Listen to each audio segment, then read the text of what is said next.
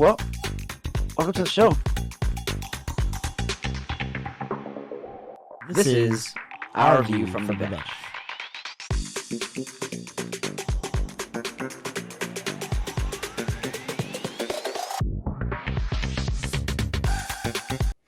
Well, welcome to the show.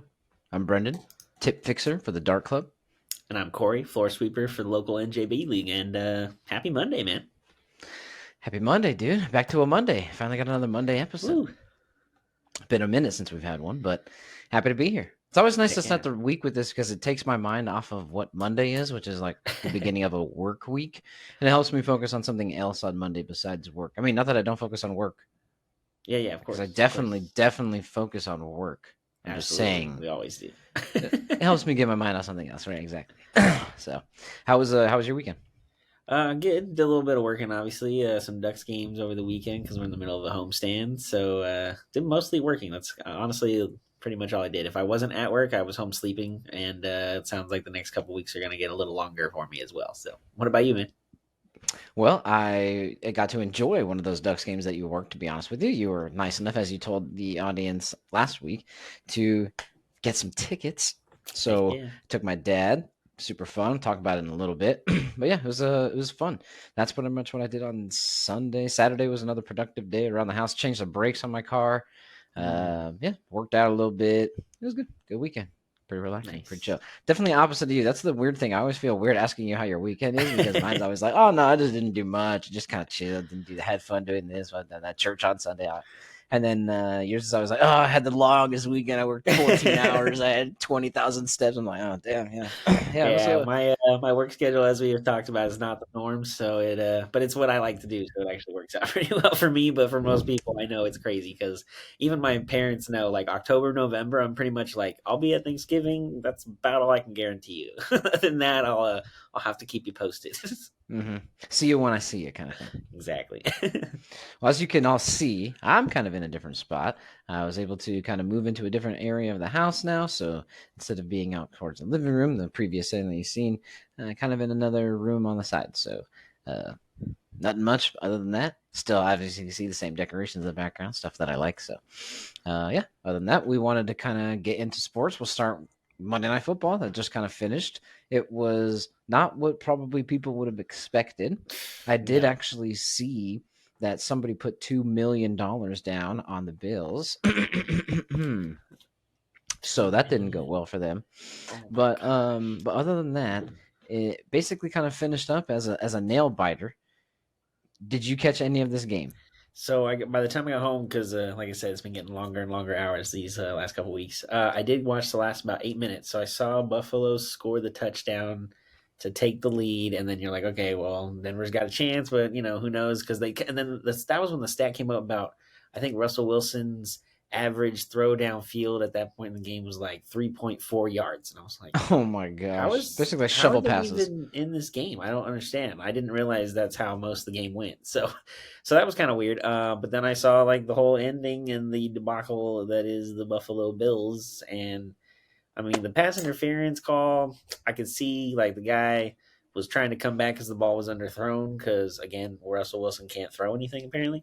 But to have a penalty and have 12 guys on the field when the guy misses the field goal, like, come on. That's the killer.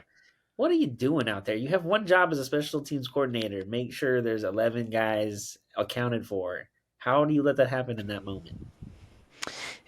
You shouldn't, exactly to your point. The Broncos were prepared for it. It was obvious what was happening. They kept kneeling and kneeling to burn the timeouts, and then they kneeled again when they had no timeouts left.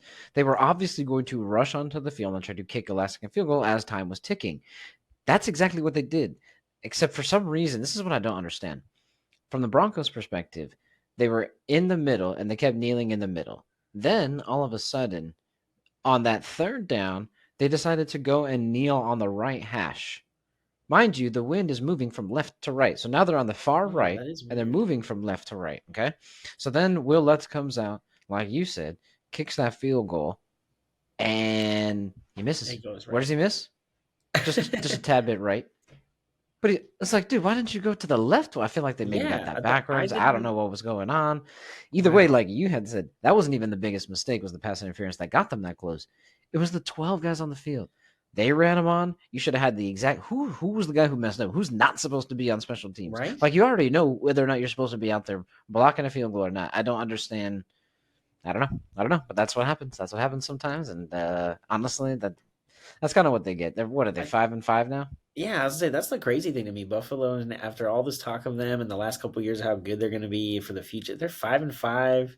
Like they're still alive in the AFC South. I mean Yeah, East, because the Dolphins have kind of not played great lately either. But they don't play. Well, they played a good team, so. yeah, that's true. They don't play good teams. They play really well, but other than that, they don't play great. But yeah, I don't know. It's weird. They're still alive, but like I don't know. You brought up that Jay Cutler thing a couple weeks ago. We talked about, well, you brought it up a couple months ago to me, but we talked about it on here a couple weeks ago. It's just so up and down. They're just kind of average, and I don't know, that I feel like they're gonna have to blow it up. And if they don't make the playoffs, or if they do and they get beat badly in the first game, like I figure the coaching staff's the first to go, right? And then I would assume Diggs probably will ask to get traded or get out of there somehow, and then it'll be Josh Allen and whoever else wants to come over to Buffalo, I guess. I don't know. It's just a weird situation for them to be in at this point. Yeah, it seems bound to blow up for sure. Josh Allen threw 2 interceptions today. He was pretty atrocious. Honestly, Russell Wilson did well, as you can see on the screen. There, he went 24 of 29 for just under 200 yards, no picks, threw for 2 touchdowns, and led the game-winning drive. I mean, the throw was a Yeah. pretty bad throw, and just happened to be successful because of the pass interference. But and then another penalty. But I mean, either way, they won the game. A win is a win. That's what it counts for, as it's in the W column. So I don't know. It was a weird game. That's for dang sure. That's for damn sure. Yeah. Not what anybody expected, I'm sure. There's a bunch of other games, obviously, this weekend. As we normally do, we can't really sit here and talk about them all. There's a couple that we would like to talk about, of course, and we'll talk about that in a second. But we always have our little rundown. Ready for the week? What was this? Week 10? Week 10, man. That's Week crazy. 10. We're more than halfway through the season at this point. Yeah, yeah. All right, our Week 10 NFL rundown down. Let's do it. Let's get it. Even when faced against the laughingstock of the league, sans the Broncos, the Panthers and rookie quarterback Bryce Young cannot seem to get anything going.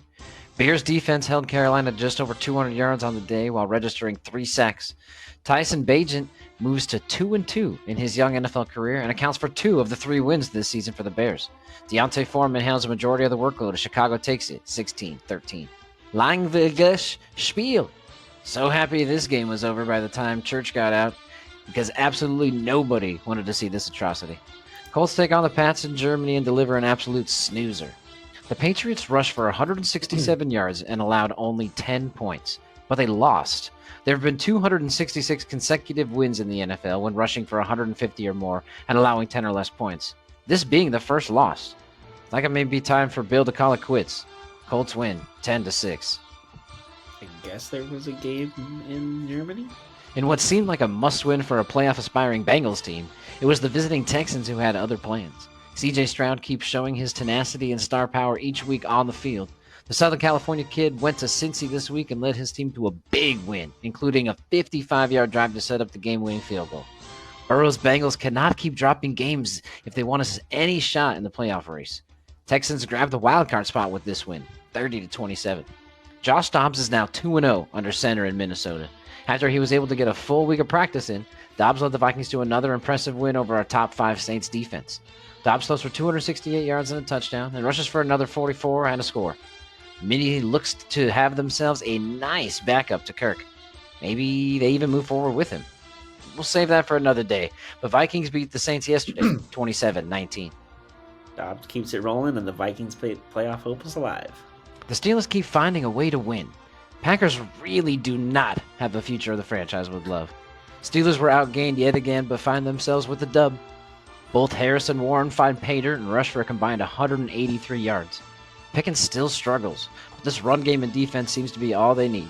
Steelers improved to 6-3 as they beat the Pack 23-19. Titans are calling it quits, of course, so this shouldn't be a surprise, as they were held to just 209 yards in Tampa. Mayfield tosses 2 touchdowns, one being to Mike Evans, who went off for 143 yards also. Neither team doing much towards the postseason. The Bucks take this one, 20-6. This was a game of two mediocre teams, yeah, if you ask me. Not how I thought this would go, but looking back, it makes sense. Niners came prepared for this one and showed everyone why they should still be considered Super Bowl favorites.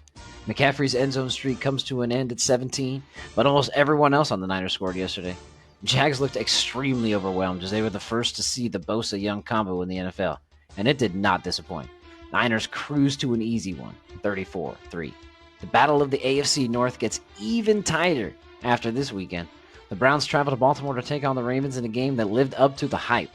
These two powerhouses went back and forth all game until a late pick six for the Browns put them on striking distance with 8 minutes left, down one. A quick stop and a lengthy drive for a game-winning field goal resulted in the Browns walking away with a victory, 33-31. Game of the weekend for sure. Kyler seems interested in playing. Oh, now that the Cards are in position to have a high draft pick, he's getting nervous about being replaced. In his first game back, he leads a game-winning drive for a field goal with about 2 minutes to play. Cards now moved to 2-8 instead of 1-9 I was hoping for. Falcons are in a tough spot right now with no franchise quarterback and seem to be second-guessing going all in on Desmond Ridder. Cardinals win this one 25-23. In what was the highest scoring game of the weekend, the Bolts and Lions battled it out in LA, and now the 7-2 Lions take this nail-biter in the end. Goff and Herbert combined for 656 yards and 6 touchdowns.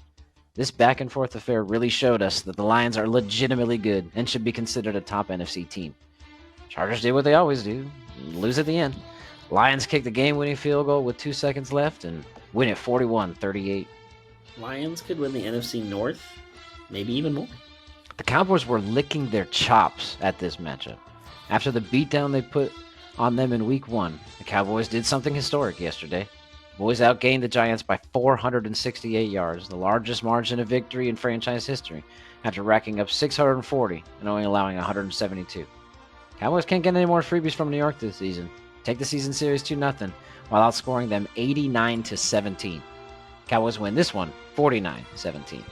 Both Sam Howell and Geno Smith looked fantastic yesterday. Seahawks hold the Commanders to 68 rushing yards, as Sam Howell has to do it all, like always. He actually leads the league in attempts, completions, and yards. Seattle does just enough to win this one. Take it at home, 29-26. Jason McIntyre was in the end zone, having a party in Vegas supporting his Jets. The game was nap material, but did get interesting late. Zach Wilson had a last-second heave for a touchdown to win, and it was all but in Garrett Wilson's hands. Even with the defender right there, he almost secures it. The defender swatted the ball at the last second. Problem was that defender was his teammate and tight end Tyler Conklin. Jets lose in Vegas as Antonio Pierce, Mount Sac reppin', moves to 2-0 since becoming head coach of his favorite team. Raiders win 16-12. Boom. Those are fun to write, bro. Rundown. Wait till we have no more bye weeks for teams, and there's a couple more games extra to do every week too. By the way. Oh, jeez, more work, bro. More work. It's still fun though. It's super fun. So that was good. I hope you like that one.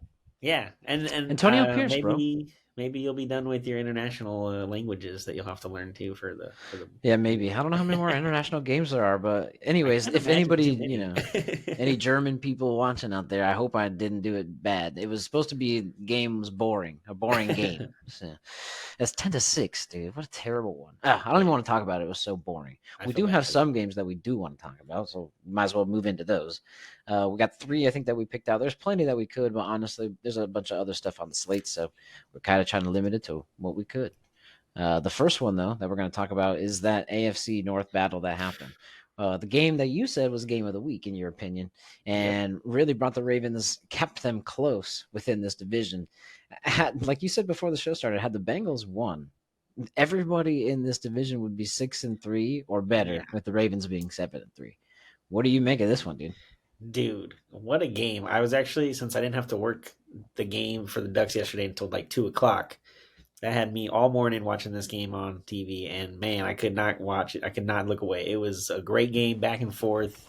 Man, the Ravens, dude, they are really good. Obviously, I picked them to win Super Bowl, so I want them to win a lot of games. But the Browns are legit, man. They were down, I think 2 touchdowns in like the fourth quarter early, and they battled back and ended up winning this game. The AFC North is a bloodbath. I mean, even like the Steelers, the Ravens, the Browns. Dude, that is not going to be easy. And I would. Is it possible they could all make the playoffs? Is that possible? Yeah, if the Browns would have won, they would have been in the spot, but the Texans won, so they're in the Oh last wild man, card spot. So yes, dang, that would be crazy if the whole division makes the playoffs. I mean, I don't know how it will come to the end because obviously, what the reason why it makes it more difficult is because they will play each other as they're going forward, Of obviously. course. So that's going to knock each other down, as opposed to them all just continuously winning. But other than that, yeah, I mean, they were, like I said, had the Texans not be the Bengals. Yeah. Well, That's a game we'll that we'll get. talk about in a I'll second. say yeah, we'll get to that one a little this bit. game was something for me too. The Bengals, the Browns are doing what they've been doing all season that people really haven't been talking about. Well, except us. We mentioned that through the first 5 games they've only had 1,000 yards. It was this gentleman on the screen and his pick six that really kept them in the game because the Ravens had the ball and were driving, and they were down 8 at the time. So the pick six brought them within one, and they were able to make sure that the next defensive timeout they were able to get the stop and set up the drive for the game-winning field goal. It was pretty good, man. And they did that. The crazy part was, dude, and like we had talked about in the previous episode, was the point that we thought the Ravens had was that they were at home.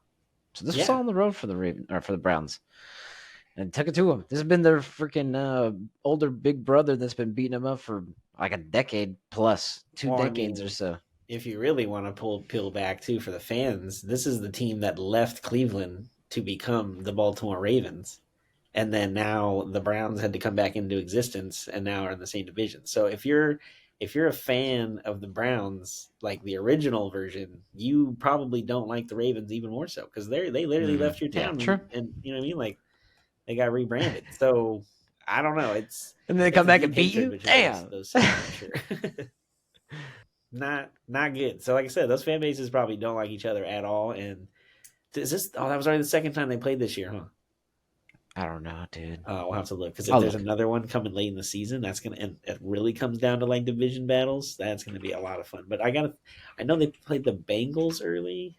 I don't know if they played the Browns the first half of the season or not yet, but definitely gonna have to look into that and see because if, like I said, if there's a second matchup coming still, woo, in Ravens Cleveland. won 28-3 in Cleveland. Oh man, so they each won on each other's home field. Okay, well that Mm-hmm. makes it a little more interesting if they play in the playoffs.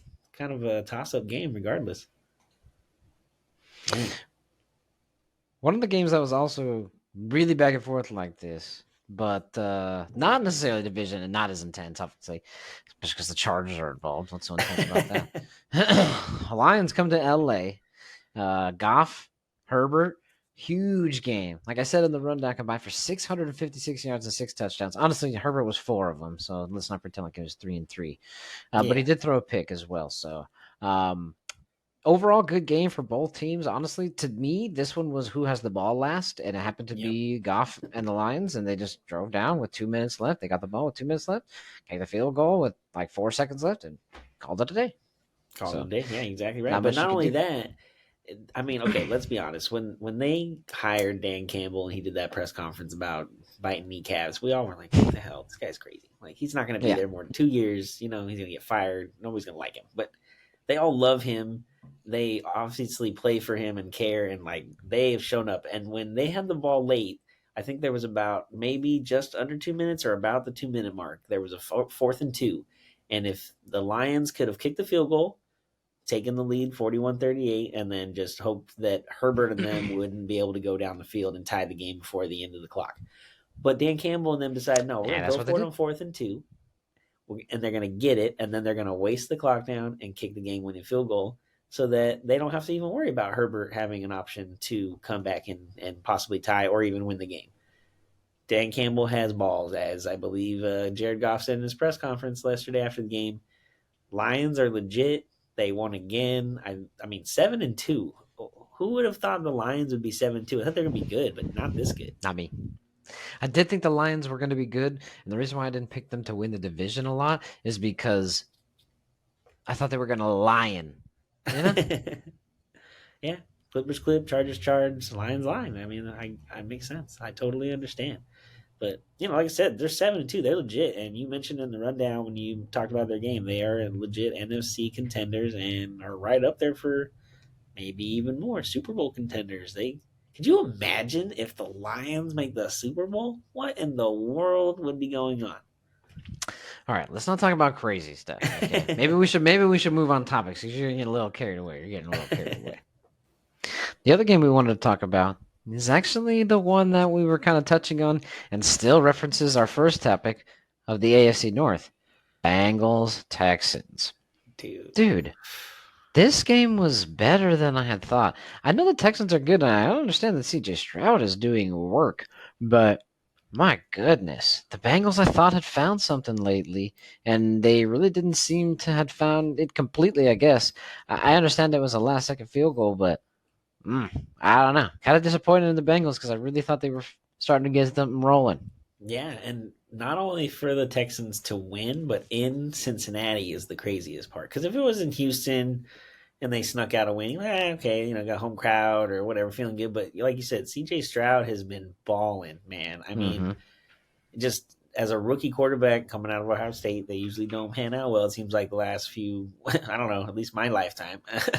But yeah, man, he's been great, and the Texans have been good. D'Amico Ryans, who's a defensive guy, was a linebacker, I believe, in his career, has turned that defense around and made them, respectable. And C.J. Stroud, even though he's not playing with a lot of, I would say, well-known weapons around him, he is making the best of it, not turning the ball over, and keeping them in games, and obviously giving them opportunities to win games that they probably that weren't expected to be in at all. And now, I mean, we're at week 10. We're talking about them being a wild card team, or do they even maybe have a chance of winning the AFC South? Which, as a Titans fan, what the hell is going on down there in the South?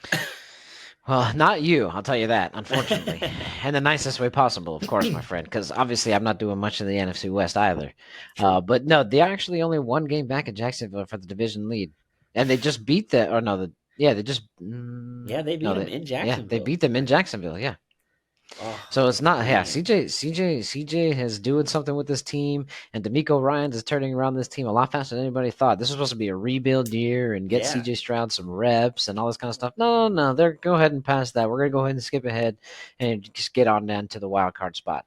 They took the wild card spot right here. Had the Bengals won, they'd be 6-3 and sitting there. Instead, they're tied and obviously lost the head to head, so that's why yes, they're out. So it's not wow. looking good. But there's more to the CJ Stroud story that you thought. I Oh know people dude, have been talking about on the talking heads on TV and stuff, been talking about him for MVP. So I kind of wanted to do like a big analysis. I know I didn't show you before the show, but I wanted to. That's because I wanted to surprise you. I wanted to show you how freaking deep I did this analysis. Okay, check this out. Look what I put together here. Okay, ready. Real quick. For the YouTube audience, thank you so much for checking us out. I take a lot of time to make all these things. For those listening to Spotify, believe me, I definitely appreciate you there. But if you ever have the time, go check us out on YouTube. Just search RV from the bench. You can see all the pretty things I'm making, like this chart I'm about to show you, which really breaks down this MVP conversation and why CJ Stroud should be included in it. Let me show you this, Corey. Okay. Well, the real MVP, Ooh, please stand up. Okay. Check this out, man, dude. So I went on to FanDuel and I looked at the betting favorites to win NFL MVP. And in order, they are Patrick Mahomes, Jalen Hurts, Tua, of course. right, of course, Lamar, Josh Allen, and CJ Stroud. So Wow. those are the top six. I wanted to include CJ Stroud because, well, he's right there. He's right there. Yeah. But there's plenty of people above him. Yeah, a bet right now on CJ Stroud winning MVP, $100 wins you $2,000. Compare that Ooh. to a bet right now on Patrick Mahomes, $100 wins you $270. Still a nice win, but Yeah, but when you come on. start looking and breaking down the numbers, you start wondering, is Patrick Mahomes just in because we're just always in awe of Patrick Mahomes? You can say, well, yeah, no, but Patrick Mahomes is different this year because he did all those other crazy things with Tyreek Hill, but he doesn't have any of those people this year. All right, okay. Well, tell me, everybody who, like you were saying earlier, who is on the Houston Texans that this guy's throwing to? For I real. think their top wideout is Nico Collins right now. What are some Yeah. other ones you might know? Somebody Dell. I don't remember the first name, Tank but Dell. Tank okay, Dell. that one came Uh up huh. in fantasy somewhere. I feel like, and then There's a I Noah feel like I just Brown. picked. I feel like, is that a running back? I just picked up their No, running back. Who's the no, running that's back? Noah Brown. That's another wideout for them. That's There's a another wideout running for them. back that does apparently he's gotten like 12 carries the last few weeks. I don't know who he is. I picked him up in fantasy, so that's about the extent of what I know besides CJ Stroud on Basically, what I'm trying to the say is he Saints. has no weapons, right? He has no Yeah. weapons. So if you look at the chart here, there's basically five categories that I kind of looked down. Some of them are obvious, and the other one I kind of threw in just because I feel like it kind of tells a story. Okay, completion percentage, yards, touchdown to interception, yards per completion, and QBR. Okay, we're not going to go through the Yeah. entire chart. You can see it for yourself again. Check us out on YouTube. Just search Our View from the Bench. You can check out the chart. Let me know if you think that CJ Stroud is kind of more of a favorite. If you think you'd be willing to throw this $100 down, get yourself some 2Gs if he does it. Let us know what you're thinking down in the comment section. Okay, leading in completion percentage. Josh Allen, 71.3% completion percentage amongst the MVPs, leads them. I'm Okay. kind of shocked But by this is that. where CJ Stroud, yeah, I mean, that's what I'm saying. Especially because, maybe they account when they throws it to the other team. Yeah, maybe that's completion because the other guy catches it. So, Lately, for real. yeah, lately, yeah, seriously. This is where CJ Stroud though kind of takes the cake. He doesn't have the most yards in the league, but of the people who have the NFL, that's Sam Howell. Of the people who have the NFL, who have the MVP, who are in the MVP race, especially those above him, he leads them in yards. Not by much. He's just above Tua by about 15 yards or so, but still, he's Okay. ahead. He leads them in touchdowns to interception, ratio. He only has 15, which is behind, a handful of them. I'll had Lamar because honestly, Lamar. We can talk about that in a second, but 10-5 for Lamar Jackson, not great. Just over a Oh, two. wow. Yeah, he's not really throwing. They just run first team, I guess, right? Huh. Even with all those receivers that they got, remember they Yeah, I made was sure gonna to get say him I all that thought the weapon way help. that the offense was, they would do more passing. So I'm kind of shocked that his numbers are that low and that high on the interception side, especially to Right? one And when ratio. you Wow. look at this, exactly. When you look at these teams, you can name receivers for all of the people, especially in the middle. Maybe not Yep. for Patrick Mahomes besides Travis Kelsey. He does have some, not so much. But we had to go look it up. We can't name any for CJ Stroud, and he's a No. rookie. Okay, Yeah, so that's the 15 thing. to 2. He's thrown the least amount of interceptions amongst all of them. And Lamar doesn't count. He's still 3 under him. This is where I Wow. kind of wanted to tell the story. Okay. He leads them in yards per completion, not yards per attempt, because that kind of just shows that he might be throwing the ball anywhere. But whether it's actually completed, now granted, there's some run after, but don't you think Tyreek kind of helps with that? Well, yeah, he's 1.1 yards above for completion above Tua. And he's got Tyreek Hill, Jalen Waddle, all the fastest Yeah, guys that's in the league. that's the crazy part. That's what I'm saying, that he doesn't So have that's why anybody. so that's why I kind of knocked down his percentage a little bit because his completion percentage is the worst of all of them. But there's two things. One, he's a rookie. Obviously, Yeah. it's his first time in the NFL. He's got 9 games in, right? Second is exactly what I just said. He's airing this ball out. There was a stat that I saw. He has the most big pass plays with 43, and that's actually completions. So you don't even understand the ones where he's throwing for it. Yeah, Um, exactly. so I feel like that's kind of adding, besides, like I said, to the rookie part, to the lower percentage. And then, of course, this kind of shocked me too. His QBR is right in line with Lamar, Tua, and Jalen. Only Pat and Josh Allen are in the 70s, and Josh Allen actually leads them in QBR with 75.3. But Huh. honestly, CJ Stroud has a really good case.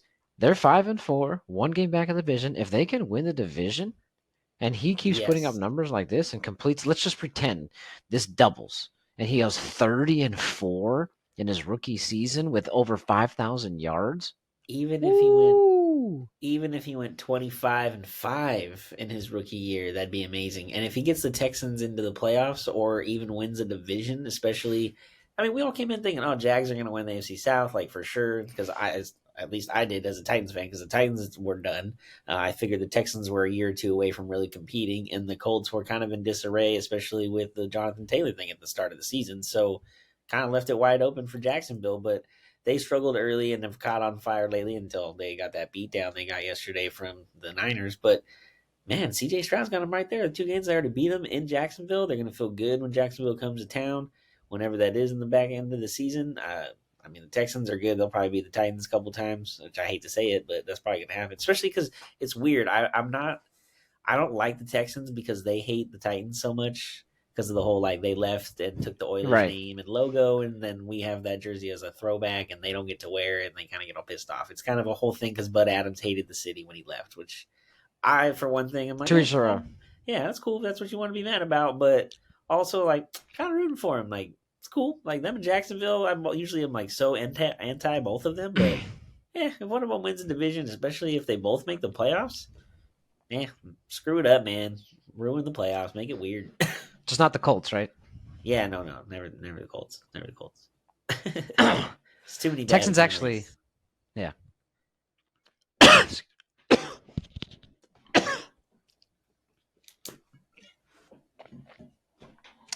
Sorry, dude. I was trying to freaking go through it.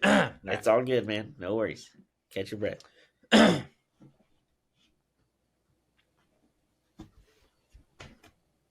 Texans actually come back and host the Jags the Sunday after Thanksgiving.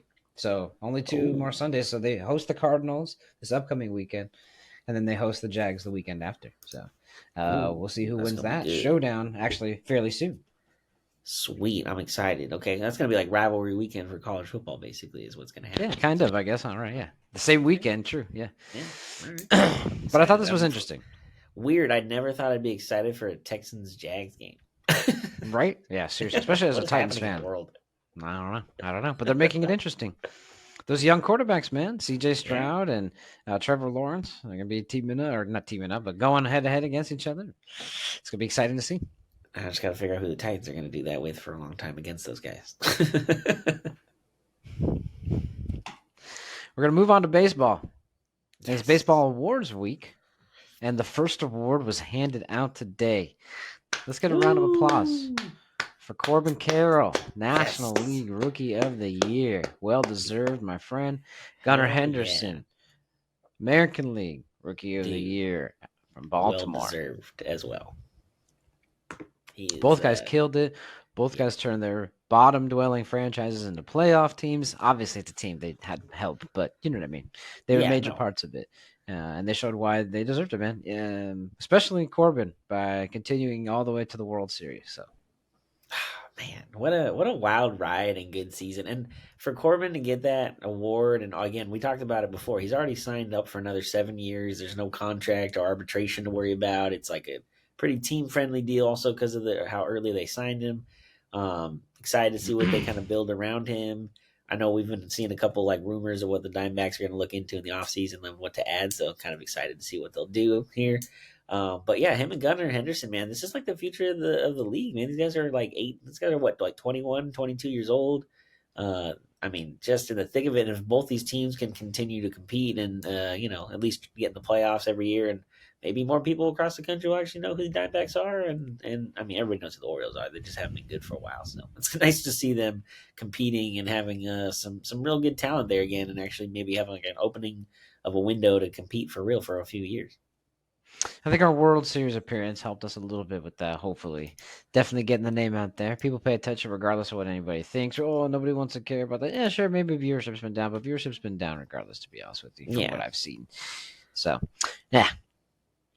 What we want to do, though, is since this is award week, not all of the awards have been given out, so we're going to try to predict them, and we're going to go in the order in which they are coming out, starting with tomorrow's award. Is going to be Manager of the Year for both division, or both leagues will be announced.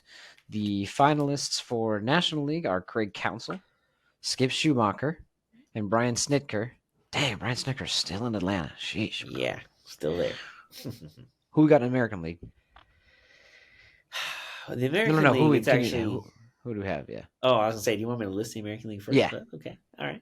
American League, the nominees come down to Bruce Bochy, which is not really shocking there, Kevin Cash, and Brandon Hyde, which really can't really argue with those. Those two, the last two, were in the same division and battled for the best record in the American League all year. So can't really be shocked. Literally all year. Yeah, to the last weekend. So yeah, it was crazy. Can't really be shocked with the nominees. I have to be a little honest though. I'm shocked that Counsell's on the list for finalists, but he's not going to be there next year. That's very strange to me that he could possibly win this award, but not be on the team that he won the award for when he gets it. Like, that's kind of weird.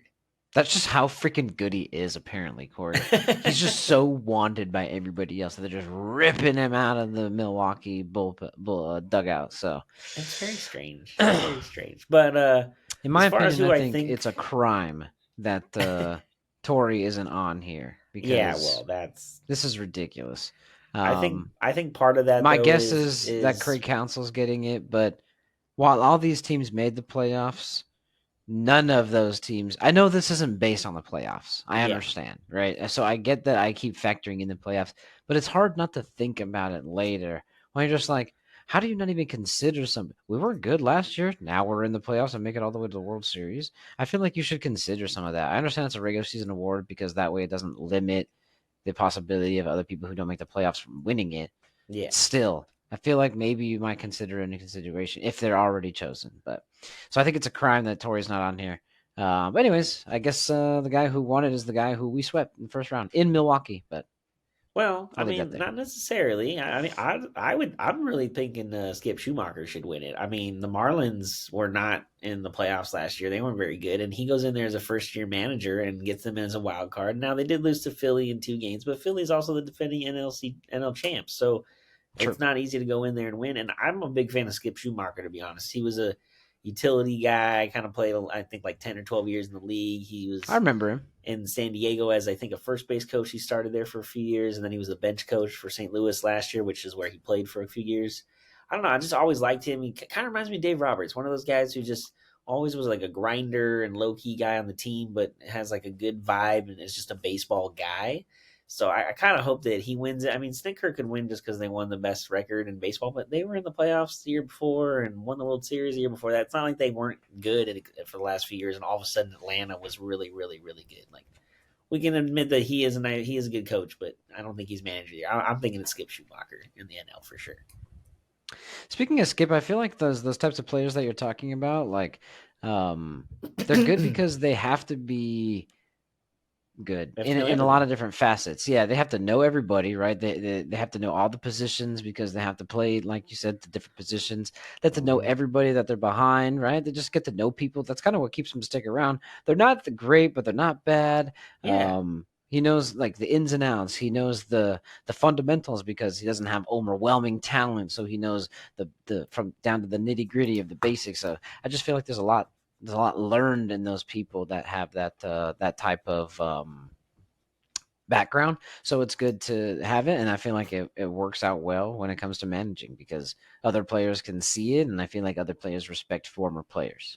yeah, and I think the other position that is always really good for managing, at least if I'm looking back at a lot of them, is catchers. Catchers tend to be really good Yeah, them managers too. too. Mike Scioscia, Hmm. Bob Brenly, Bruce Bochy, I believe, was a catcher. Like a lot, because again, you have to know every facet of the team and what's going on and who's got to be where and different signs for everything. So you kind of are managing on the field in a sense. It's kind of like a point Hmm. guard from as being a coach on the court, as they say. So I mean, that's just kind of always been one of those things I've always remembered is coaches from baseball is usually utility guys and the catchers. Those are like the most prominent positions that I just usually thought tend about to Craig Counsell's a utility guy, kind of a little bit. Yeah, exactly. more infield only utility guy, but he's not just average. Just good enough, but not bad. You need him on your team. He's Yeah, good, good in the locker room, all those heck types yeah. of things. So. I mean, he did win 2 World Series. That's not an accident. So this is Tuesdays. Wednesday's award is going to be the Cy Young. Of course, they saved the best for last with MVP. So this is the Cy Young. In the National League, we have Zach Gallen, Diamondback, Blake Woo! Snell, and Logan Webb. All in the National League West, like you had mentioned earlier. I Yeah, kind of kind of didn't weird, notice right? at first. Yeah. Who do we have in the American League? American League, it's going to be Garrett Cole, Kevin Gossman, and Sonny Gray, which then you got 2 guys from the AL East. So only 3 divisions between 6 guys represented in these finalists. That's kind of weird. That is pretty weird. Every single one of these on the American League, I believe, made. Oh, no, no, no. Not Garrett Cole. Dang, a lot of these people didn't make the playoffs. Only half of these players make the playoffs. And that's the thing. Very Especially, that's true. what irritates me. Let me start with the National League. I have a feeling that Zach Allen is not even going to be really even considered for this award, which is No. really annoying because not only did he do not necessarily better individually completely, but these ones, nobody's like stands out like what Garrett Cole is probably doing. I'll get to that in a moment, but nobody really stands out here. Like they have Logan Webb, I think, has the most innings pitched, but only by like 6. He only has like Yeah, 6 more than Zach Gallen. Well, okay, that's one. That's like one start. Who cares? So he has one more start. Like, oh wow, like that's nothing. Okay. Not only that, neither of those two guys even made the playoffs. Again, I understand that it doesn't matter, blah blah blah, but I feel like it should be considered like a tad. So I don't know. I have a feeling. I don't know. I guess Blake Snell's gonna win it. I don't know. It's probably. just whatever. But yeah. Yeah, Snell's probably going to win it because he's got, I think, the lowest ERA, which is usually a big marker for the Cy Young award that they look for. And like you said, Gallen did great and had a good year. I mean, he also started the All Star game, if I remember correctly. He was the guy who did that, so that's pretty good. But like you said, this is a regular season award, and the fact that it took us so long to clinch the wild card spot until like literally the last day or the second to last day of the season, I think a lot of people just don't really think about the Diamondbacks and pay attention to anything they do. So I'm with you. It's probably going to be Snell in the NL, but it is what it is at that point. And it's just weird that all three are from the NL West, though. That is kind of bizarre. Hey, not one of them's a Dodger. That's cool. Yeah, good. Screw the Dodgers. But as far as the AL Cy Young, I don't know if there's much really to talk about. I mean, you want to go into the details with the numbers, but I'm pretty sure we're both going to go with Cole on this one, right? Yeah, it's kind of Garrett Cole, and it's really not even close. There's this weird statistic that I saw. It's how many like his ratio of Cy Young, like there's some sort of Cy Young quotient, and it's like how close you've gotten to winning a Cy Young without winning a Cy Young, and he is the second all time. And what they do is basically calculate like how many times you've gotten second place and all those types of things, right? Like how many points you've gotten, and how close you've gotten, how far you've gotten, how many times you've gotten, but never won. And he is second all time in that. This year, Wow. Cole went 15-4 with a 2.63 ERA. Leading, and the Yankees were terrible. So winning I was just 15 going to games and say, losing only that's the 4 loss. shocking part. Yeah, so that's pretty good. That's not terrible. Led the AL in ERA, innings pitched, batting average allowed, on base percentage allowed, and OPS. Jeez. Yeah, he only ranks second to Gosman in strikeouts. So basically, almost first in every major statistical category. He's the runaway leader in WAR over Gray, who's on here from 7.4 to 5.3. So 2 whole Yeah, wins above that's. replacement. It was a tight race until maybe mid-August because Otani was like doing good. Apparently, he could probably just win both, right? Oh my Um, God, that's true. but Cole had a really good stretch at the end. He went 5-0 at the end with a 1.29 ERA over his final 7 starts. Lowered his ERA from 3.03 to 2.63 on those 5 starts. Yes, the Yankees missed the playoffs for the first time since 2016, but obviously we can see it wasn't Garrett Cole's fault. Not when you go 15-4 with an ERA under 2.7. Like, Mm-hmm. what in the Yeah. world is going on? That is some. And the crazy thing is, remember when he was in Houston, he had like some really good years there. And they talked about how like the spin rate was he using spider tack and all that. And then there was like when that whole like no more sticky stuff, we're gonna check your gloves. Garrett Cole kind Is of he had getting like a better year now? where he wasn't great. He was kind of like, eh. Mm. But He now learned that it. that is all kind of situated itself, he's obviously figured out a new, mechanic or thing to do instead, and has got back in his game. But like you said, it's good for him, but it didn't do anything for the Yankees because they didn't have any offense to try to get into the Back him playoffs up. this year. Nope. Ugh. The last and final award is the coveted, of course, MVP. This one's going to be given out on Thursday. It's kind of I think we already know. one is nothing really to talk about, Yeah. and one is kind of something to talk about. So let's get this one out of the way. American League. We've got Shohei Otani, Corey Seager, and Marcus Simeon. 2 finalists from the Rangers who obviously made it into the World Series. Yep. Obviously, we could see why they won it. That doesn't feel so bad now that I think about it. You know what I mean? Yeah, it does make you feel back and then be like, they're a pretty good team. maybe they weren't like that bad, and we actually probably shouldn't have beat them. So I guess it's not Yeah, that it's weird. okay. It would have been fun to do it though. Oh, This one's obviously definitely. just Shohei's, right? You said there was a time where they just took it off the bet. You can't even bet anymore because it was just a waste of money. Yeah, I Like don't they were even. just I going to be want to heading say out it money. was like late August, early September. They talked about on the radio and some shows that I listened to how you can't even bet on the AL MVP anymore because everyone knows Shohei's going to get it, especially once he was injured and his numbers weren't going to change. They pretty much locked it up, so they took off the board. So yeah, this is basically a no-brainer. I think I don't know if it'll be unanimous. I would hope so, but you never know. You probably get some Corey local Seager might be Texas able to pull guys some. Yeah. who get a vote or two for them. But the big one I think is a no doubter for sure. Also, is the NL one. I mean, you look at Acuna, Betts, and Freeman. Again, two guys on one team. The Dodgers being represented here in the finalist. But Acuna did stuff that like has never been done before, and not just like, Yeah.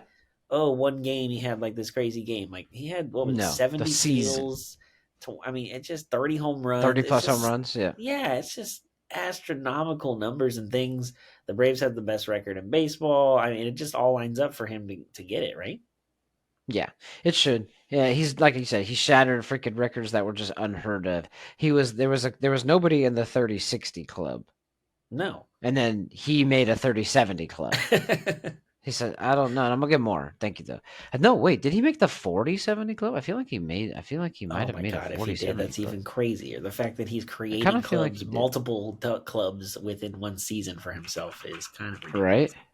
But again, I don't think there's a no doubt on any of these. I think it's Shohei for sure in the AL, and I think it's Acuna for sure in the NL. That is what it is. He was a 40-70 club. Okay, 40-70. Didn't quite get to 80. Yeah, but Well, there was nobody in 30-60. Well, next year he's got to go 50-80, so he's got the bar set high. Good luck next year. Jeez, bro, give him a freaking break. He had 41 Hey, home runs and 73 stolen bases. That not dude's enough. I mean, insane. let's be honest, dude. Shohei next year, regardless of where he signs, hopefully not a Dodger, but regardless of where he signs, since he's not pitching and he's only focused on batting, I wouldn't be shocked if he's battling for like a triple crown. I mean, he's just going to be batting and hitting the crap out of the ball every day. They're going to be DH him. It's not going to play in the field, so maybe Oh, he'll Shohei probably hits play in the field 50. sometimes. He'll probably want to play in the field, like first base or something in the field sometimes. Has he ever played in the field before? Is that a thing? I mean, I know he's not supposed to throw, but why not? Fuck it. Oh man, I don't know. I don't know But if he's I'm a played in the team that field. just Did you gave say him a he's ever 5 or played in 6 the year big field? money deal. I don't know if I'm taking Pretty sure. that chance. Because Oh, especially if you yeah, want him yeah. to pitch again in the future, you know what I mean. You still want him to pitch at some point. Yeah, true. That's true. It's just a I matter guess of just DH. who gives him what I and guess you when. get hit every game. That's fun enough, right? Right? Just get 50 home runs, 100 RBIs. No big deal. You can do it. Well, I'm voting for Ronald. Well done, man. Well done. Hopefully you Yeah, win it. I think A you little will. bit more news in the MLB. Quick note on the Astros. Obviously, we talked about how Dusty Baker retired, and so obviously they have a vacancy. Astros promote bench coach to manager Joe Espada. This is his first managerial position. He's a bench coach for the Stros since 2018. Oh Being wow. born in Puerto Rico, actually, he is the second Latino manager of the Astros, behind only Cuban-born Preston Gomez, who actually only coached for or managed for 1 year. He signed a 3-year deal. Interviewed actually for a bunch of other spots, but was always turned down. When quoted and asked about it, GM Dana Brown said, "We wanted to continue the success here in Houston. We came up with the right man for the job. Our fans deserve it. I was looking for someone with leadership skills, someone who could communicate, someone who would collaborate, and ultimately someone who was humble. I've had a chance to talk to Joe Espada almost the whole year. We've had great conversations. We hit it off early, and I think without question, Joe was a good fit for the job." So apparently, we'll see. I mean, I obviously Yeah, don't know much about him. Just been a I bench don't coach, either. but we'll see how this And goes. I think part of it is a continuity thing for the clubhouse. Like the guy's been there for a while. The guys know him. Right. He knows them and how they work and kind of how Apparently, they a go about their clubhouse day. favorite. Yeah, well then, yeah, that's definitely a big thing.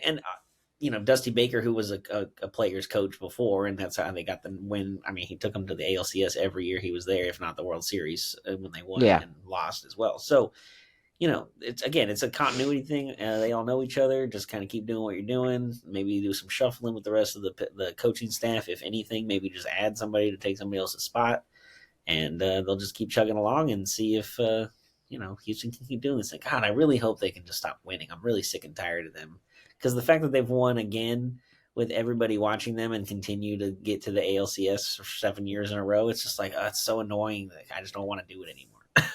Yeah, they could just be average now. That's fine. Yeah, like go away. Either like losing a wild card round or just barely miss it. That's fine. Next year might be that year. Let's hope. All right, enough of baseball for now. We're right into the thick of and towards the end of college football, man. We're in week 11, just finished. We're moving in. Still the top 5 is exactly how it was after this weekend, which is kind of annoying because there's teams that are beating ranked teams on the road, and apparently doesn't mean anything. So it's kind of Yeah. annoying, but whatever. Um, there's another. There's obviously everyone's playing. What's noted on the screen is just notable matchups. Only 2 real weeks left of college football. There's some conference tourney or conference championships, obviously, but really we've got rivalry week Okay. and then this throwaway week. Yeah, for real. Yikes. I don't know So what the kind of games. Yeah, the two biggest ones this week are just Georgia, second ranked Georgia at 13th ranked Tennessee. This is Georgia's biggest test on the road, I believe, so far this season. Until obviously they play Alabama for the SEC championship. I don't know if that's going to be in Alabama. I'm sure it's going to be a neutral site. Yeah, it'll Um, be probably in Atlanta, I would guess, at the yeah, at Mercedes-Benz the Dome. how neutral is that though? Oh yeah, Yeah, it's for real, neutral. Where right? is it? Oh, it's in Georgia. Oh, okay. Yeah. It's just a couple hours from where they go to school. No big deal. Yeah, exactly. But this weekend they have again. If they don't win, they might be falling out again. They might be falling out. But going to 13 Tennessee, they demolished 9 Ole Miss at home. But this is their Yeah. first real test because they've had all the toughest competition so far at home. You think they can take it still? Yeah, I think it'll be more of a struggle for the first half because of them being on the road. And that place in Tennessee is crazy, man. They have like a huge entrance and they have all these lights that they play. I think it's at the end of the third quarter. They have like a bounce song. I mean, the song they play with like these lights, it's crazy. It's just an insane play. I think they redid the stadium a couple years ago to kind of help their pregame presentation too. So it is out of this world. But yeah, I think they're still going to win. It might be a little tougher than what they're expecting. But ultimately, I think they'll go down there and take care of business. I'm not really worried about Georgia losing any game until they see Alabama and then whoever in the college football playoff if they get there. That's the only real competition I feel Test. like Georgia has at this point. Yeah, I saw a little bit of the game they were playing Ole Miss, and it was pretty easy for them. Ole Miss kept it close at the beginning, but that's because it's the beginning. Of course, you start Yeah, 0-0, you start tied. You're going to be close. right. It was over pretty quickly. Though. Yeah, that's The other kind one of is yeah. Yeah. The other one is Washington visiting 12 Oregon State. 5 Washington, 12 Oregon State. This is the last big test before Oh the Pac-12 no! championship for Washington. Um, they're going on the road to Beavers. Oh no! Got to keep them. We need them to win, right? Okay, I agree. We need them to win, but I'm nervous because I told you earlier in the year weird things happen at Corvallis.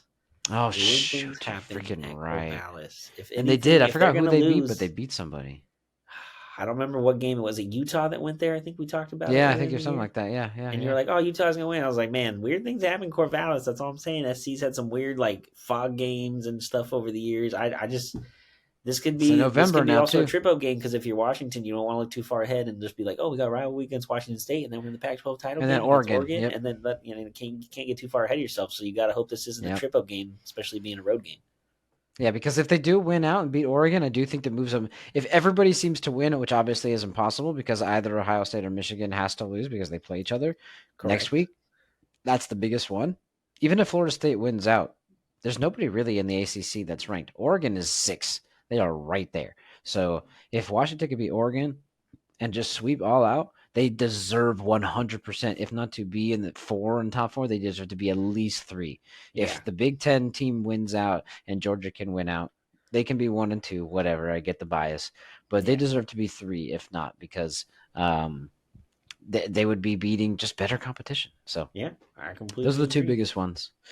Want to talk one more thing about this as well. There was some news that was handed out. We talked about it, but we talked about it on Thursday. And Friday it was the big news announcement that Jim Harbaugh was officially suspended. He was Yep. suspended for the last 3 regular season games. They were informed on Friday, which was about 20 hours or so before kickoff on Saturday morning. So JJ McCarthy just tweeted, bet, when he had heard the news. This was right before they went to Happy Valley, like you were saying, to go play 10th ranked Penn State. Yeah. And Not easy. actually came out on top. They won this one. Did you check it out? Didn't see it, but saw some highlights. And Penn State's not an easy place to play. They were whited out like they usually do for these big rivalry games. But Michigan, when you have everybody looking at you like that, and you have a target on your back, so to speak. I mean, you either rise above the occasion or you falter down. That's like the two options you have. And I feel like that those guys are ranked for a reason. They think they should be the ranked that they are, if not better, I guess, depending on who you ask. But they're not just gonna go into Penn State and just let all that outside noise or things get in the way. They're there to play football, and even without Harbaugh on the sideline, I mean, they have the coaching staff ready to go and a plan that's situated, and man, they continue to keep winning. Man, they're just really good. Yeah, the suspension just basically has him to where he can't be on the sideline. So a lot of people are kind of laughing at it, saying that, oh, well, he can still be involved in everything, but he just has to Yeah, be there. Well, that's still a big part of it. Being there, right there, while everything's happening, is what a head coach does. So not being able to literally reiterate that is big. But offensive coordinator Sharon Moore was acting head coach and was just super pumped, dude. They got the dub. It was what was it, 24-15, hmm on the road. And he was just super pumped to have his team. And he was just showing love for Harbaugh. There was a quick interview that they did on the sideline. I know I want to check it out a little bit real quick. Let's show a clip. First on the win. To say that this has been a crazy 24 hours for your guys to win on the road in this environment when there were doubts. Jerome, what does it mean to you? I want to thank the Lord. I want to thank Coach Harbaugh.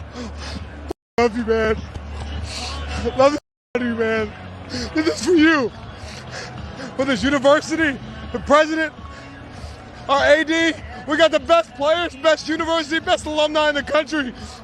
Love you guys. These guys right here, man. These guys did it. These guys did it, man. Talk to him, man. Love you. Yeah, man, that guy is passionate, bro. You could feel it, dude. Obviously, he was crying a little bit, but he was just like super stoked, dude. I mean, that's big. That's a big spot. That's a lot of pressure to be under. This is a big season riding for you guys. Yeah. Undefeated. You need this victory to make sure that you set up yourselves well for the Ohio State run that you get at home, at least. That was a passionate interview, man. It's pretty good. Yeah, I mean, dedicated. Obviously, they all focused in on what they need to do in order to replace Harbaugh while he's gone, or like fill that void at least. The other thing too, you talk about like this is an important game and an important season for them. It's also the last year of the Big Ten, the way as we know it, with everybody transferring and moving schools next year. So this could be the last real chance of having it as a easy conference in a sense for a couple of these schools. Yep. Yeah. Like what the rest of this series looks like. Well, there's 2 games left for Michigan. The easy part, like you're talking about, is Maryland, who's unranked. They play them this week on the road. They go to Maryland, but they finish hosting Ohio State. That's the one that's going to be big. He's still suspended for that game. Any bowl games or college football games or anything like that, he has not. There hasn't been a suspension handed down, so I'm assuming he'll be back for those. But you need that Ohio State game in order to be here, right? Yeah, absolutely. And now that I think about it, it makes sense they only suspended him for the last 3 games of the regular season because they're the Big Ten. They can't control non-Big Ten games like bowl games, sure. right? Yeah, So sure. I guess that's all they really could do. And for Michigan to not have him on the sideline, Penn State and then the Maryland game, whatever, I guess. But the Ohio State one, that is kind of a big deal because I feel like they've beaten him 2 times in a row going against Ohio State. So for them to not have Harbaugh there and going for that 3rd straight, that is kind of a drop down for them. But this coaching staff has been there for a while. It's not like they're brand new and they know what they're doing. And so we'll see what happens. If they get a really good game against Maryland next week, then I guess their confidence will be built up with the coaching staff without Harbaugh going into the Ohio State game. Yeah, what they better not hope for is a trap game against Maryland and looking ahead to Ohio State, thinking they want to be vengeful for Jim Harbaugh and just take on Ohio State. Well, you still have, I mean, it's still a football team that want to win, and you're in their stadium. Anything can happen on the road, especially in college, I feel like. So, oh yeah, big don't time. get too far ahead of yourselves, Wolverines. Make sure you take care of business. Make sure you take care of the turtles, and you head back. And I call them Terps, whatever. They're freaking turtles. And you can head back and start beating some Buckeye ass. All right. Go That's blue. just so funny because I know they're the Terpins, but I've never heard anybody just call them the Turtles. You were just so like the Turtles.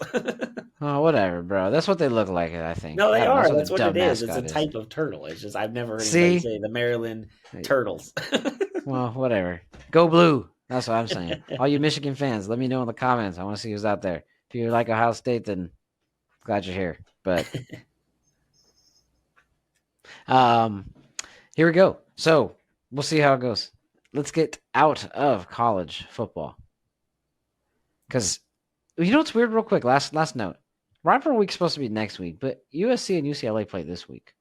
Yeah, I don't know what that's all about. They do things weird, and of course, the last year of the Pac-12, they got to make it even weirder and do this. I don't understand why they got to be different and not be part of rivalry week. What is the It's point? so annoying. It's so Of annoying. your own Whatever. rivalry week that I'm nobody just knows annoyed about. with SE's. Yeah, true. I'm just annoyed with SEC season alone. So whatever. Well, that's a Anyways, whole other can of worms.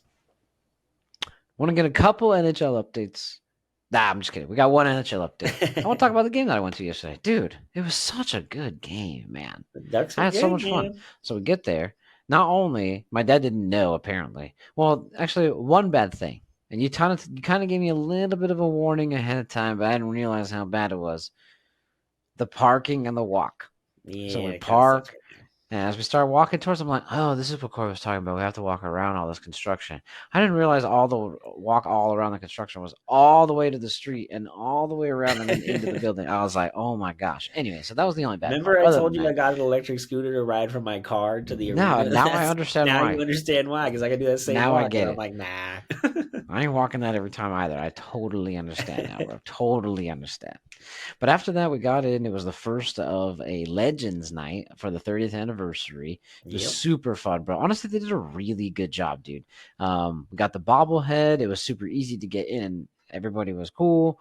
Got the bobblehead. Walked around a little bit. Came and saw you in the team store. Yep. It was lit, dude. All the cool merchandise was everywhere, dude. Honestly, the team store looks awesome. So it was fun doing that.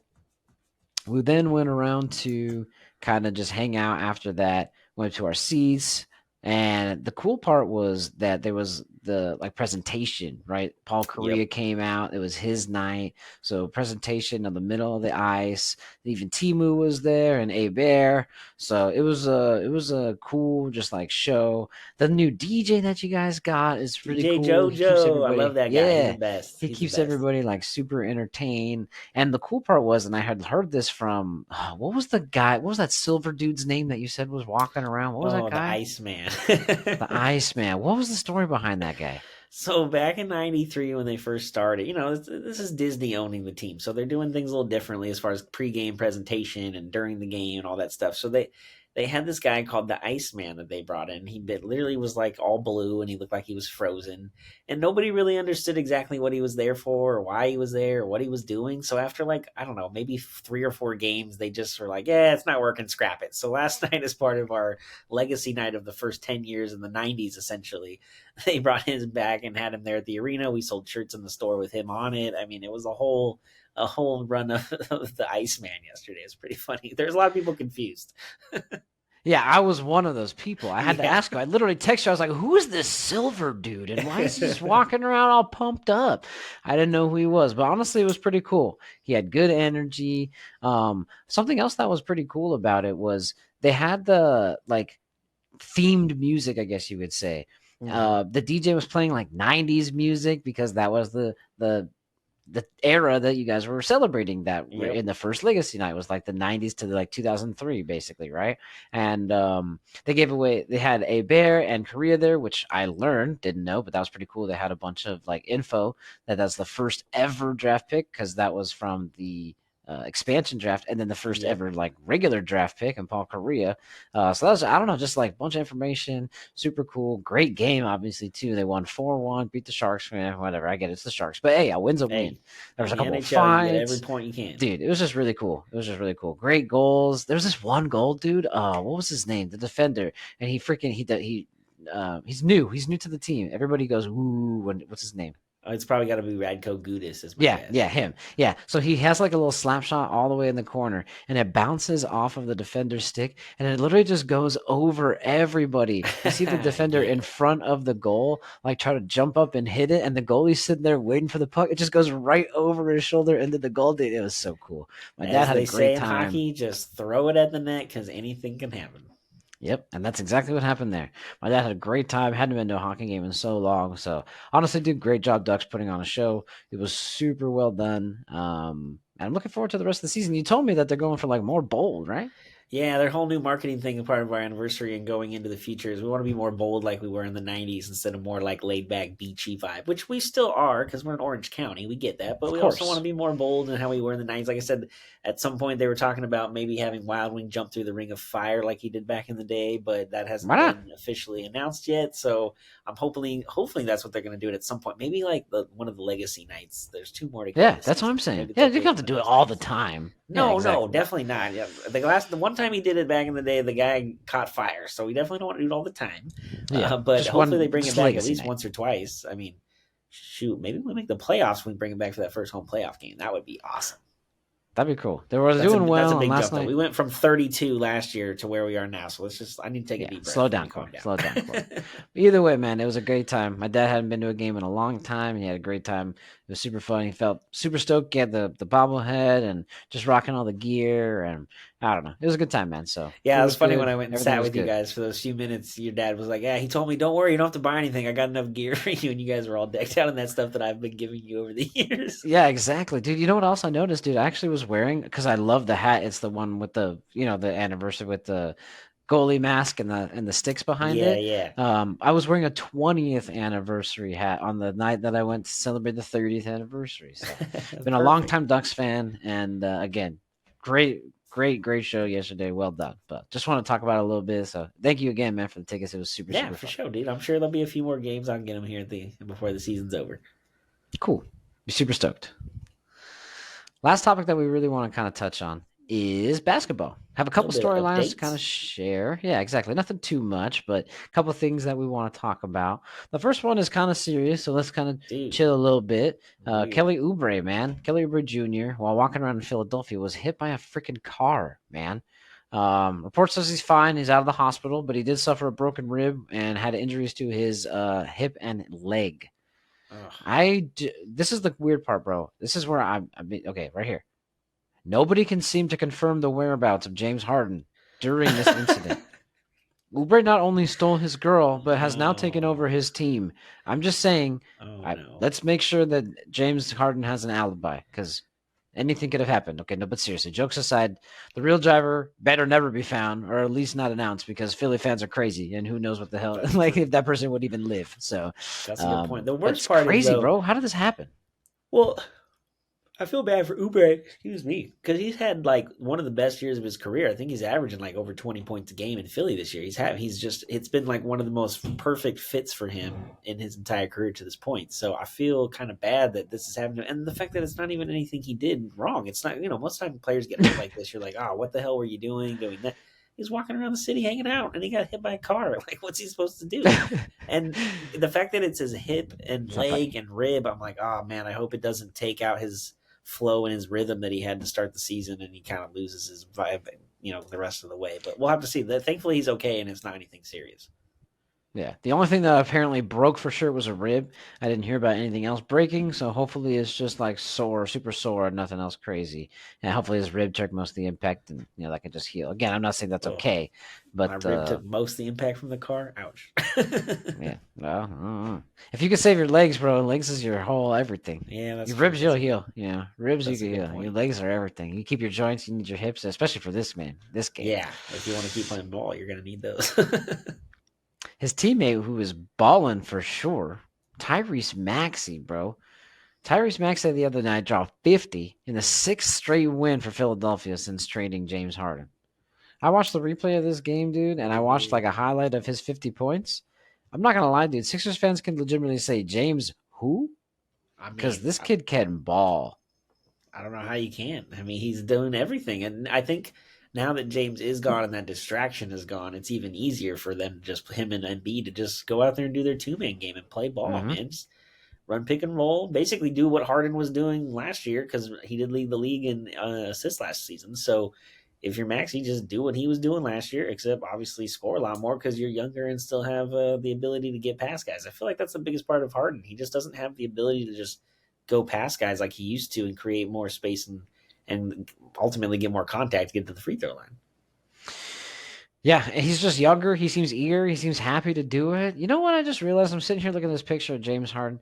Man, I feel like James Harden is always in a bad mood. I feel like he's never like Right? really happy. You know what, bro? I feel like look at this beard, bro. I would be irritated as hell if I had to for my whole life have to have this big old beard. Just because like that's who I am as the beard. I can't shave it off and like, oh, it's just so freeing to like just let it go sometimes. Don't get me wrong, I always keep something here. But that first day when you just like let off that big beard, oh, it feels so good. And he doesn't get to experience that. That's got to be what's ruining his time, man.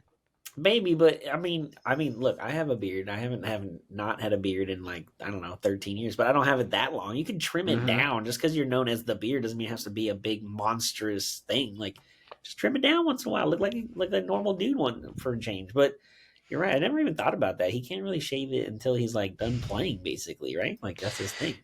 And even then, honestly, man, have you? I don't know if you've seen. I don't know if they're doctored pictures, but I've seen pictures on the internet of Oh him yeah, without a of him in beard, and he Arizona looks State like without Urkel's it. cousin. Yeah, he looks like Urkel's cousin. He looks like ain't nobody, really want to kind of talk Well, to him. So I maybe understand kind of why that's he keeps the beard, but I yeah, was gonna say that's one reason he has the beard. Maybe that's a second reason he likes to go to strip clubs a lot. true. You just got to pay, and they got to just be there. We'll keep it with the Clippers though. They're 0-5. It's Oh man, because Philly's 6-0 since trading away Harden. They are 0-5 since the trade and 0-4 with Harden playing. Because the first game dude, that they traded was against us. He didn't play, but he had technically already been traded, so the aura was there. Honestly, they even lost to the Grizzlies last night at home. at Only comment I home, have is I love to see it. dude. I love to see it too, and I also, I think 2 years ago they were talking about the Clippers having some of the best executives and smartest guys in all of basketball, and then they make this trade, and we see. I know it's a small sample size, but it doesn't look Yeah, good. And I think what's ultimately going to happen is Ty Lue's going to have either Russ or Harden come off the bench. They cannot play on the court at the same time. They just don't make any sense together no, because they both need to have the ball in their hand, and Russ can't shoot off the ball. So I don't know if I'm Ty Lue. I don't know which one you go with. Like, okay, one, do you put Russ on the bench, which after last year Lakerland, he was not a fan of that, or do you tell James Harden, who you just traded for, like, hey, we're actually going to move you to the bench so you can run the second squad? Like, he's going to hate that because of all the shit he pulled in the last few places of being a starter. So I don't know what the Clippers are going to do. They gave up a lot of their depth, especially at the like three position, making this trade. I know they don't get Terrence Mann to play as much, so that kind of feels like a waste of even having him. They should have just included him in the trade and got something else out of it. So I don't know what to expect from these Clippers. Thankfully, we aren't Clipper fans, so that's not our problem. That's Clipper Daryl, and I think Frankie Muniz used to have season tickets. So those people who, for real, are Clipper fans, Marcellus Wiley, I'm talking to you out there too, man. It is not our problem. We're letting it go, and we're moving on to Laker basketball. That's actually, hey, we're 500. We're 500. yeah, Figured some things not out. bad, not bad. We looked pretty good. I don't know. It's I early. want It's to see early. better. Lil Wayne says we're not going to win anything with AD, so we'll see. Okay, well, we were 2-10 last year. We're 5-5. We're off to a much better start. So let's calm down. Much better. Somebody else who's actually off to a surprising start for me is the Rockets. It's I kind of like weird. to give Dylan Brooks crap, so when he does well, I'll give him praise. They beat the freaking brakes off the Lakers by like 30 something the other night, so we suck. But the only thing I can say is they started 0-3 and have now won six straight. They're in fourth place again, very early. They're 6-3 in fourth place after nine. Well, that was at the beginning of the night. I don't know if they played tonight and if they won, but they were 6-3 before tonight. But the only thing I can say is this something similar because this is like a young team and all that kind of stuff? Is something similar to Utah last year? I mean, that was my first thought when they were off to this quick start. I'm like, okay, well, that's cool. They're young, and Doka's a good coach. So, it's not really shocking that they've turned things around on the defensive side, at least for sure, because that's his whole specialty. So, not shocked that they're off to a good start, I guess, like this, but also, like you said, is it like Utah last year, who everyone was like, "Oh my God, Utah traded Donovan Mitchell and they traded Gobert, and all of a sudden they're better than they were before." And it's like, no, just think about the long term, sample size. The short term, it looks good right now, but in the long run, I think the Rockets are going to be improved from last year, especially just because of Udoka. But I think in the long run, they'll come back down to the pack, and I don't expect Houston to be making the playoffs or even the play-in. No, but the six straight wins is pretty impressive, though. I agree. Yeah, I don't think it's going to be very long. But check, I mean, they beat the Kings twice, back to back games. Beat the Lakers by like 30. Beat the Pelicans, average, not terrible, but average. And they beat the Nuggets. Okay, that's a good. Yeah, no Jamal Murray, but that is a good win. And no De'Aaron Fox, but still. Yeah, yeah. Well, you know what though? The biggest thing now is did they win their in season tournament games? Because we're all worried Right. about that and making sure we all know what Super what. important. That's why. Super important. Oh, that's why. Not there was a bunch of people asked though. I had seen interviews. Even Austin Reeves actually was asked because I watched pretty much all the post game interviews for the Lakers after they play. I try to at least. And he was even asked about did the vibe feel different? LeBron kind of went with the freaking media. Well, yeah, it felt like a little bit more intense. Yeah. Like, get out of here, bro. It was just a freaking regular season game. Dude. You played literally 9 billion of them, so just whatever. It was just another freaking game. But everybody else is like, do you guys understand it? Like, now that you guys won, you guys at a better position. And pretty much everybody, like, the answer that everybody has been really running with is like, man, I don't really know how this works, but Yeah, I don't I don't get know. It it. just seems like this weird thing. I don't really get it. I just know that it's good to win a game, so I'm happy we won the game. If it counts for something else, then that's cool too. But other than that, it just seems like nobody really gets it, except Steph Curry. Steph Curry was actually asked about it the other day, and he had an answer that was kind of funny. I wanted to show you. Check it out. Have the guys figured out the format, or is there still a little bit of confusion about how to advance? If you just take the time to read the situation, it's pretty straightforward. I love the commentary around nobody knows what's going on, but if you actually just take a second, take a deep breath, and understand there are 6 groups, and whoever has the best record out of the 6 groups and 2 wild cards go, and then you play a bracket from there and try to get to Vegas, the Final Four, play 2 games. Championship is an extra game, but there's monetary stakes on the line, and then everybody else who doesn't make the bracket gets regular season games made up. Pretty simple. Yeah, dude, that's that's Steph for you, bro. Just pretty blunt, straight to the point, right? Yeah, not only that too. The other one that caught my eye, I don't know if you sent it to me or if I saw it somewhere else, but the Sixer game the other night was an in-season tournament game, and even though they had lost and it was out of reach at that point, right before the buzzer went off, Embiid shot a 3-point shot, and normally everybody's like, "Hey, what the heck, man? The game's over. Why are you taking the shot?" Kind of thing. He's like, "Well, if you guys read the rules for the in-season tournament, like when it comes down to tiebreakers, point differential and points scored in games could become a thing." So Nice. he had the referees review it because it was a buzzer beater and they weren't going to win regardless, but they still had to make sure it counted or not. And so he made them go review it, and they did. And it turned out he didn't get it off in time. I think he missed it by like maybe 0.2, 0.3 seconds. So he just missed it on the clock. But the fact is that these players have to realize that when they're playing in-season tournament games, which is why these courts are super loud and obnoxious to let you know that every point counts when it comes to point differential. It's like a soccer tournament where the goal differential. So even if you're That's down kind of cool. 35 in a game in a season tournament, you need to score as many points as you can to the end, because it could come back to determine if you make it into the bracket or if you go just playing a home and road game on December 6th and 8th, as you and I were looking at earlier with that whole schedule. It's just very strange. Well, it's good to see that Embiid knows the rules. I'm Yeah, happy right. for Somebody that. does. Well, and Steph, obviously, as you Yeah, heard just true. now. So. Well, that was a nice long episode, man. I know we obviously. What is it, Monday again? It's Monday, right? Yeah, it is Monday. What does that mean? Yeah. Oh, does that mean? Oh, yeah, we got one more I think it segment is. left before we get out of here. MILF Monday. Monday. Cannot believe a fine woman like this produced a guy like Stifler. Dude, I took some MILF. What the hell is that? MILF. Man, I love facts. Yeah, Hey, guys. MILF Monday. MILF Monday.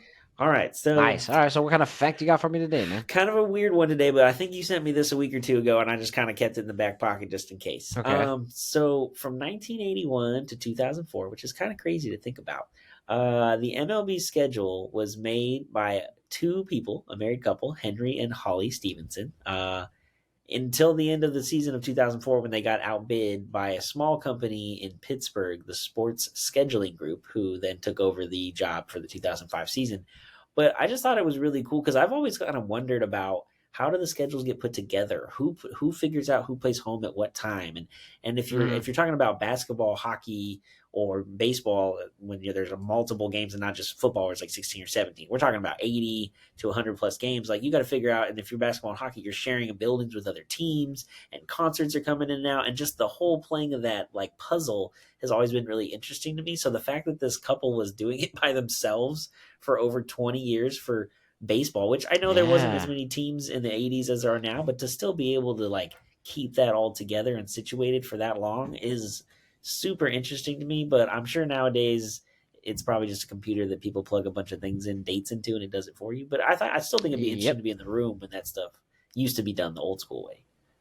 Yeah, it'd be cool to sit down because, yeah, I heard that I think I read a little bit, maybe you read a little article or something that they did it like basically by hand. It's not like they, to your point, are doing what most likely the sports scheduling group is doing and putting all of the information into a computer and just letting the algorithm. Now, granted, they probably have to write the algorithm, but just letting the algorithm do all the work. And That's if you're their head doing all that if you're stuff. trying to do it, like if I'm thinking about a Honda Center, we actually have 41 hockey games throughout 6 months. There's concerts and stuff in between. Obviously, that's why our schedules for our show changes. But you got to think there's probably a calendar with a plug of like, okay, this is the dates that are open, but this person has to be like in this part of the country when that part's open to then be a part of our building in the middle of your tour. That's kind of how I would think that all kind of goes down. So it's just always been really interesting to me see how that kind of gets situated. But the fact that these two people, a couple, were doing it by themselves by hand for 20 years for an entire league is crazy. That's crazy, man. That's crazy. That's a cool fact. Thanks, man. I like that. Yeah. Always good MILF Mondays. Like we talked about yesterday with your dad. He liked our facts on Mondays too. Always good to share some more facts. And I don't know, it's always weird. Like we find a bunch of them. Actually, we have so many in our list. If I go back, I can probably do like at least the next 10 or 12 weeks worth of MILF Mondays, but got some in the chamber for later, but we got through today. We made it. Perfect. If you want to hear more of these facts or other types of things like This Week in Sports History that we do, where could they hear those, bro? Well, always you want to find us on Spotify and Apple Podcasts. And then like Brendan always mentions during the show, if you want to see us and our presentations that we make here for you guys, you can check us out on YouTube by searching Our View from the Bench. Exactly. Also, don't forget to follow us on Twitter and Instagram at OurViewFTB. Well, it's Monday, my friend. Got a long week ahead of us. How's your week looking? Oh, man, it got longer today, let me tell you. Work-wise, just going to be doing some overtime the next few days and getting stuff ready for the end of the month. So I'll be doing a lot of work and a lot of sleep like I've been doing. But, recording today and doing some editing, and then we'll do another episode on Thursday as well. So looking forward to that. What about you, man?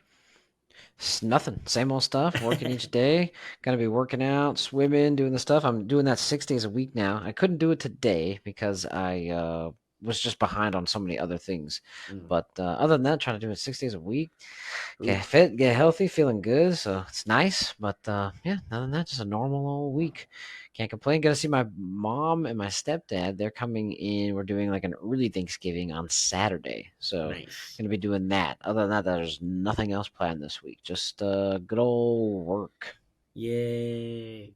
Gotta pay those bills somehow, right? Exactly. So it is what it is. But yeah, other than that, I mean, appreciate everybody for stopping by. Thank you all for seeing things from Our View from the Bench. I'm Brendan. And I'm Corey. Like we always say, enjoy the sports until we talk again. Peace.